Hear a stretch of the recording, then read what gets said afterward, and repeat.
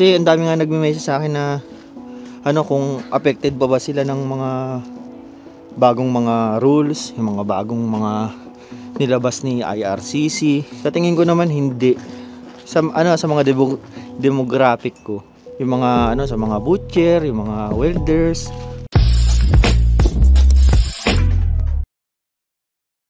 Yun. Wala lang. Lakad na tayo dito sa labas. Ano na? Biglang nag-winter. Biglang nag-winter, oh. Oh. Diba nung isang araw lang nag-snow?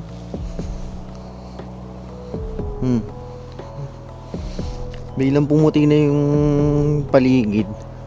Pero ayos lang.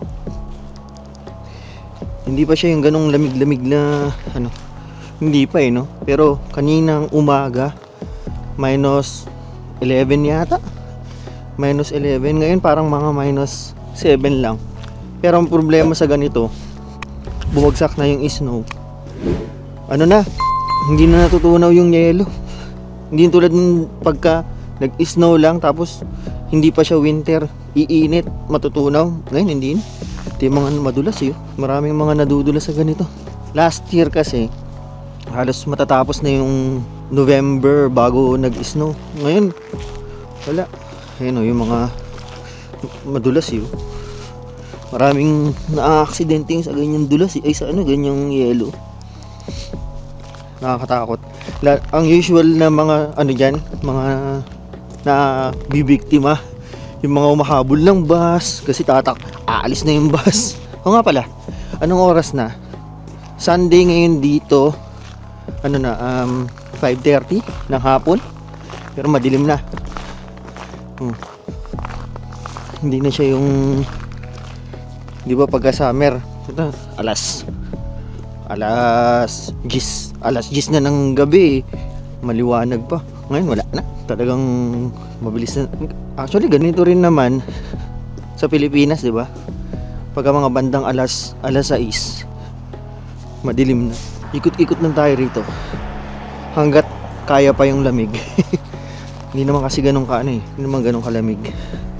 Nga pala, may mga nagtatanong pala sa akin, yung mga tropa natin na yung mga papunta dito sa Canada. Kasi diba sa dami ng mga changes ngayon, tatanong kung affected pa raw ba sila, yung mga siguro hindi naman na pagka yung mga ganyan, hindi na kayo affected sa mga basta nauna yung inyong application or nauna yung inyong hiring, nauna yung inyong visa bago pa lumabas yung mga bagong rules ngayon.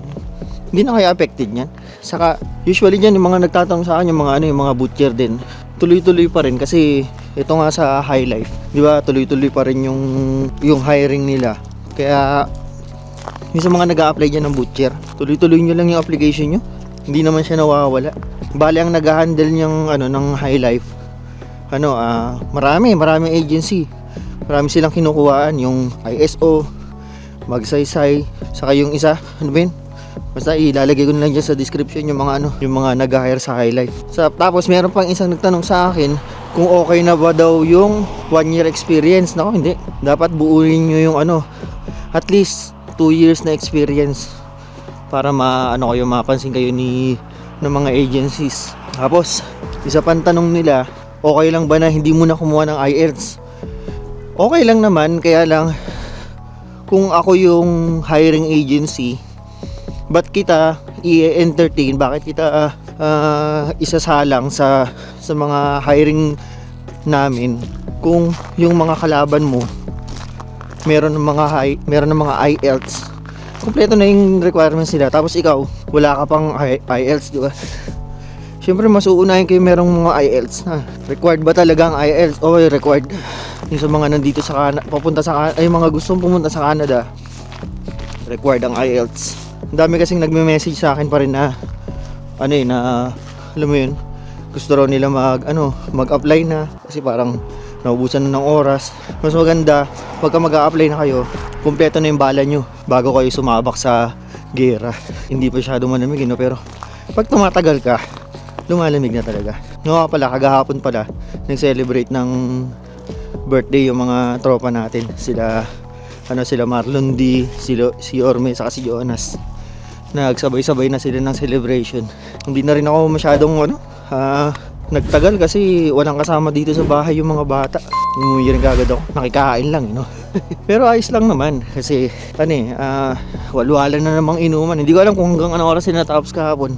Alam nyo naman ako, hindi na ako masyadong umiinom eh. Tingnan nyo yung paligid, oh. Diba? Mukhang no? Akala mo ang ganda na naman. Lalo na yan pagka yung covered na siya na puro puti na. Yun na yung magandang tignan eh. Sa ngayon kasi, para mga 3 beses walang nagbagsak ng snow. Ano na nga eh, marami na ngang mga required ata yun eh. Pagka nag-snow dito sa Canada, kahit gaano katagal ka na sa Canada, pag bumagsak yung first snow, pa rin eh, nagbibideo pa rin yung mga kababayan natin. Kasi napaka-magical talaga sa atin ng snow. Kasi alam mo naman, sa atin sa Pilipinas, wala namang ganyan. Kaya, pagka yung nakakita ng snow, parang, wow, ang ganda. yung anak ko, ganun din. Lang din kagad sa snow. Ang problema ko nga, itong mga mga nandito sa harapan. Ito, tatapon ko na kaya to. Na lang din namin, binigay lang din kasi sa amin to eh. Wala na, nasira na. Tapos yung mga pumpkin ko, malungkot na itsura nila. Nakikita nyo pa ba ako? Medyo madilim na eh. Pero ayos lang naman. Yun lang yung mga ko. Kasi ang dami nga nagme-message sa akin na kung affected ba sila ng mga bagong mga rules, yung mga bagong mga nilabas ni IRCC. Sa tingin ko naman hindi.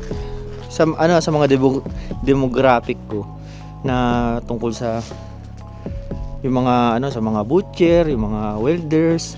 Saka pa ba yung isang ni IRCC, yung tungkol sa nagdagdag pa sila ngayon sa mga yung PNPs, mga provincial nominees, nagdagdag pa sila ng allotment nila para sa mga gusto ma-PR.